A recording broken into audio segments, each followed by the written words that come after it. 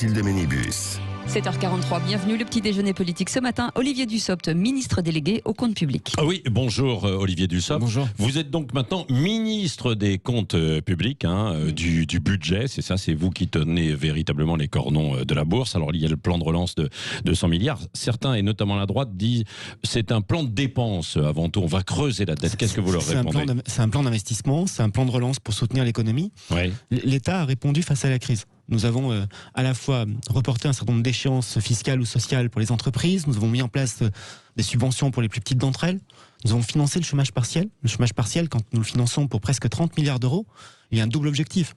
C'est à la fois permettre aux entreprises de ne pas supprimer d'emplois et de garder des compétences, et garantir aux salariés le maintien au maximum de leurs revenus. Et la France est le pays dans le monde qui a le mieux garanti le revenu des salariés. L'OCDE l'a dit dans une étude. Aujourd'hui, nous sommes sur un plan de relance.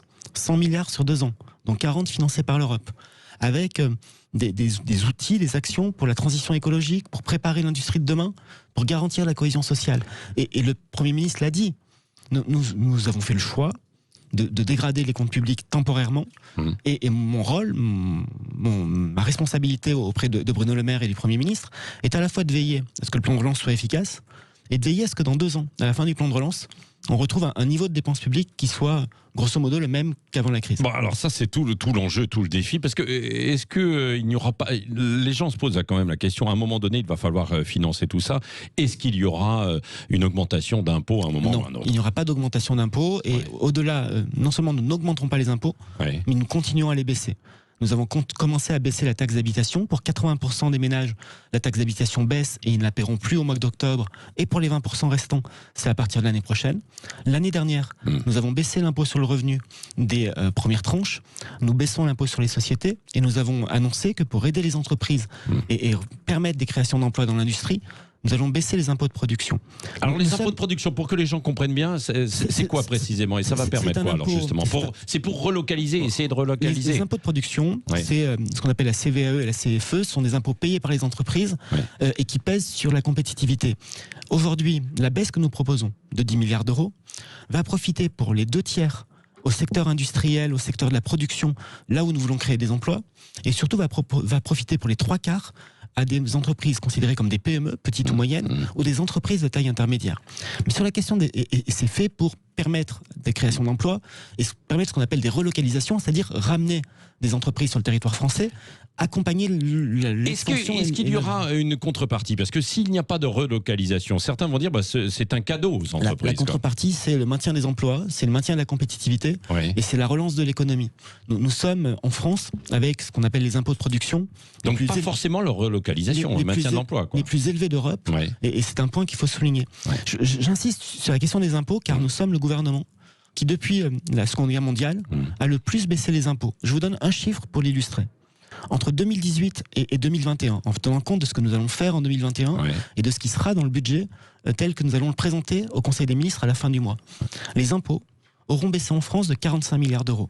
La moitié au profit des ménages, la moitié au profit des entreprises. C'est la plus grosse baisse de prélèvements obligatoires que tout le monde attendait depuis longtemps. Oui, bon, avant il y avait eu une forte augmentation aussi, donc ça ne compense pas peut-être tout quand même. Donc c'est juste un point là-dessus. Il y a eu des chocs fiscaux en 2008, en 2009, en 2012 et en 2013. Depuis l'élection d'Emmanuel Macron, c'est la plus grosse baisse d'impôts, 45 milliards. Oui, bon, tout le monde n'est pas de cet avis, mais vous avez ce chiffre. La question n'est pas. Attendez, la question n'est pas d'être d'un avis ou pas. Les chiffres, ils ne mentent pas. Quand vous regardez le budget, il y a 45 milliards d'euros en moins sur les impôts. On peut être d'accord, pas d'accord, ce n'est pas la question. Les chiffres le disent et le budget le démontre. Oui. Pourquoi il n'y a pas un effort pour les ménages? Certains disent il aurait fallu peut-être pour relancer la consommation. Alors, j'invite ceux qui vous, l'homme de gauche, vous êtes plutôt favorable à ça? Justement, j'invite ceux qui portent cette critique à lire le plan dans son intégralité. Il y a un instant, je vous ai dit que nous consacrons en 2020 30 milliards au chômage partiel. Derrière ces 30 milliards, ce sont des revenus de salariés. Nous consacrons 7 milliards dans le plan de relance pour l'emploi des jeunes, avec des aides à l'emploi. Nous consacrons 6 milliards d'euros pour accompagner les ménages, tous les ménages. Non mais ça c'est un accompagnement parce qu'évidemment il y a une situation de crise. Dans la rénovation des logements, pour les plus fragiles, pour ceux qui ont les revenus les moins importants. Est-ce que vous avez noté qu'il y a 15 jours, nous avons augmenté l'allocation de rentrée scolaire de 100 €? Est-ce que vous avez en tête, indépendamment de la crise, que c'est ce gouvernement qui, depuis le début du quinquennat, à augmenter à la fois l'allocation adulte handicapé, mais aussi le minimum vieillesse de 100 € par mois, ce qui n'avait jamais été fait. Donc, je peux tout entendre. Ouais. Ce que je sais, moi, c'est que dans la politique que nous menons Ouais. et dans le plan de relance que nous mettons en place, il y a des aides à la consommation et des aides à la fois à toutes les familles et aux plus fragiles, y compris, par exemple, les plus jeunes. C'est avec le plan de relance que nous allons permettre aux étudiants boursiers qui en ont le Ouais. plus besoin Ouais. d'avoir des repas universitaires. Pas sur à la 1 TVA, euro. en revanche. Pas sur la TVA. Nous avons fait le choix de ne pas baisser la TVA. Et parce que nous avons- ça c'est tranché. Nous avons fait le choix de ne pas baisser la TVA Ouais. car nous baissons d'autres impôts. Ouais. Et il se trouve que lorsque l'on baisse la TVA, il y a eu des expériences dans Oui. le passé. Ça ne revient pas nécessairement aux consommateurs. Bon, alors vous êtes en train de boucler ce projet de loi de finances. Il va être présenté quand On avait parlé du 30 et ça pourrait être avancé. Il sera présenté le lundi 28 septembre au Conseil des ministres, Ouais. ce qui permettra à la Commission des finances de l'Assemblée nationale d'avoir 2 jours de plus pour préparer les amendements, préparer le débat. C'est un point que j'ai évoqué C'est une notamment concession à la avec, droite finalement, non, à l'opposition, parce que- non Non, puisque le premier qui m'a interpellé, qui m'a alerté, c'est Laurent Saint-Martin, député En Marche, rapporteur général des finances, qui m'avait dit que le délai était peut-être un peu court. Et donc, nous avons tout mis en œuvre pour faire cette adaptation de calendrier. Oui. Bon, est-ce qu'il va y avoir des économies dans certains secteurs, quand même, de Il le faut. la fonction publique notamment Il le faut, il faut faire des économies. Je vous invite à ne pas focaliser en permanence, parce que ce n'est pas la première fois que vous me le dites, sur la question de la oui, mais fonction parce que publique. vous êtes occupé quand même de la fonction publique je pendant m'en un bon bout de temps, Je quand m'en même. suis occupé pendant 2 ans et demi, effectivement, Ouais. et avec un vrai bonheur. Mais nous allons faire des économies dans de nombreux secteurs. Je dis juste qu'il ne faut pas focaliser sur la fonction publique, parce que pendant la période de confinement, c'était il n'y a pas si longtemps, on était bien content d'avoir des infirmières, on était bien content d'avoir des fonctionnaires au travail, et on était bien Non, mais il y content a peut-être d'avoir... un juste équilibrage à On faire était bien content entre les d'avoir- secteurs, On quoi, était non bien content d'avoir un État qui tourne. Ouais. Et l'équilibre que vous appelez de vos voeux, nous le Ouais. faisons. Ouais. Il y a des ministères qui, à nos yeux, sont prioritaires, et dans lesquels il faut créer des emplois, nous le faisons, et d'autres dans lesquels nous pouvons faire des économies. C'est notamment le cas du ministère de l'économie, des Ouais. finances et de la relance, où la modernisation nous permet de ne pas remplacer tous les départs à la retraite. Oui, Olivier Dussopt, un mot sur la fraude sociale. La Cour des comptes a rendu il y a 10 jours maintenant un rapport assez alarmiste. Voilà. Alors bon, on a eu, il y a des doutes sur les chiffres quand même. Est-ce que vous avez un chiffre et un montant précis à donner de la Si on fraude peut- sociale? Parce que on parle d'un minimum de 1 milliard, et effectivement, et ça va jusqu'à Si, 14 ou même 30-40 milliards selon certains spécialistes. Ouais. Le propre de la fraude, c'est d'être dissimulé. Ouais. Et si nous connaissions la dissimulation, nous la sanctionnerions et nous la combattrions. Ouais. Ce que je sais, c'est que la fraude, qu'elle soit fiscale ou sociale, parce que d'ailleurs les montants en jeu sont plus importants du côté de la fraude fiscale que de la fraude sociale, Ouais. ce qui compte, c'est de la combattre. Ouais. Il y a, à chaque fois que nous créons un dispositif, des hommes et des femmes qui contournent les dispositifs, y compris en période de crise. Je pense notamment à ce que je disais sur le chômage partiel, où évidemment il y a des tentatives, et même un peu plus que des tentatives, de fraude au chômage partiel. J'étais avant-hier avec ma collègue ministre du Travail, et nous avons calé nos dispositifs pour que les services du ministère des Comptes publics, qui sont des services financiers et fiscaux, des services de renseignement et d'enquête fiscale ou financière, je pense notamment à Tracfin, puissent totalement se coordonner avec les services du ministère du Travail et mieux combattre la fraude. Chaque année, la fraude est mieux combattue. Le rapport que vous évoquez de la Cour des comptes évoque et dit aussi, il faut le souligner, ne pas laisser croire qu'il ne se passe rien, dit qu'en un an, le nombre de cas de fraude détectés a augmenté de 10%.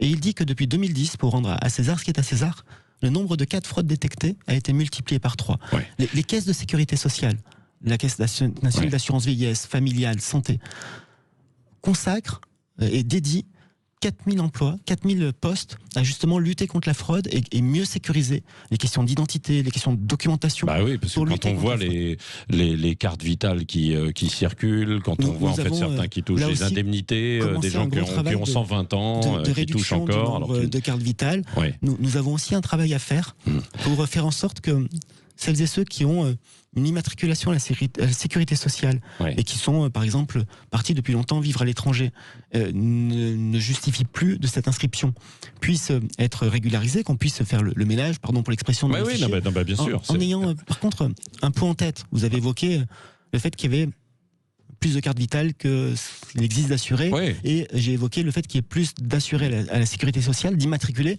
Ouais. que de véritables bénéficiaires.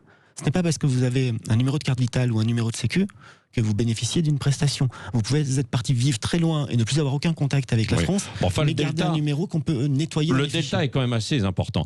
D'un mot, parce que vous avez parlé tout à l'heure aussi du budget, etc. Dans quel secteur, où est-ce qu'il va y avoir des efforts plus conséquents? Le budget va augmenter pour qui? Nous allons faire des efforts très conséquents, comme depuis le début du quinquennat, en matière de défense, en matière de sécurité, avec des créations de postes et des budgets supplémentaires pour le ministère de l'Intérieur. Nous faisons aussi des efforts particuliers pour le secteur de la justice, puisqu'il y a, le Premier ministre l'a dit, des années et des années de retard à rattraper. Et puis, il y a 3 secteurs sur lesquels nous investissons beaucoup. D'abord, le secteur de l'éducation, et je pense tout particulièrement dans ce secteur à l'accueil des élèves en situation de handicap. Le secteur de la recherche, parce qu'il faut aussi préparer l'avenir, et il y a une loi de programmation de la recherche avec des budgets très, très conséquents. Et puis, il y a un secteur sur lequel nous investissons beaucoup, mais c'est très connu, c'est le secteur de la santé. Nous allons mettre en œuvre les accords dits de Ségur. Cela représente des revalorisations salariales importantes. Ce sont près de 8 milliards d'euros que nous allons inscrire. Donc c'est là où il y aura la priorité. Dans le projet de loi de financement de la sécurité sociale, pas le PLF, mais le projet de loi de financement de la sécurité sociale l'année prochaine. Olivier Dussopt, les maires écolos refusent la 5G. Vous en pensez quoi, vous? Je pense que c'est une erreur. Je pense que c'est une erreur et je pense même que c'est une facilité. Que c'est facile de dire qu'on est contre la 5G quand on habite dans une métropole avec une super couverture 4G et de la fibre optique de partout. Moi, je suis élu en Ardèche et je sais les difficultés, malgré les efforts des collectivités et du département, pour mettre des réseaux de fibres, pour mailler le territoire, c'est toujours compliqué. La couverture 5G et les usages de la 5G sans avoir à mettre en place des réseaux de fibres et des réseaux souterrains de fibres. Donc pas de moratoire. Il faut accélérer, pas de moratoire. C'est une formidable opportunité. C'est ce que vous répondez aux écolos. Et je pense qu'il faut saisir cette innovation, qu'il y a 1000 choses à faire, à découvrir, à développer avec la 5G. Et je suis très favorable au déploiement de la 5G. Question avec Cécile Ménibus. À qui je souhaite un bon anniversaire. Merci beaucoup, monsieur le ministre. Jean Castex, le nouveau Premier ministre, n'arrive pas vraiment à s'imposer. Est-ce que ça veut dire que l'ombre de Édouard Philippe est encore trop présente? Je pense que si vous posiez la question à tous mes collègues comme à moi, ils vous répondraient tous qu'il n'y a aucune difficulté pour Jean Castex à s'imposer. C'est le chef du gouvernement. Il mène le gouvernement. On a l'impression qu'il est quand même un peu chahuté, pas tellement écouté. Je ne crois pas. Il est chef de gouvernement dans une période qui est extrêmement compliquée. Tout le monde l'a dit, on l'a évoqué. Et l'ensemble des ministres le respectent. L'ensemble des ministres respectent les arbitrages pour faire en sorte qu'il y ait le maximum de cohésion. Il n'y a pas de question de comparaison. Tout le monde sait la très grande amitié et la très grande confiance, proximité que j'ai avec Édouard Philippe. Ça n'est pas une question de comparaison. Non, je ne compare pas. Je disais juste que l'empreinte d'Édouard Philippe était encore très, très présente. C'est une question de fonctionnement du gouvernement et le gouvernement fonctionne très bien. Il est assez ferme? Je crois que oui, et celles et ceux qui travaillent avec lui peuvent témoigner de son autorité et de sa capacité à trancher. Merci beaucoup. Merci Olivier Dussopt, ministre délégué au compte public, qui était l'invité ce matin de Sud Radio. Et dans un instant, le journal de 8h. Restez là, il est 7h56.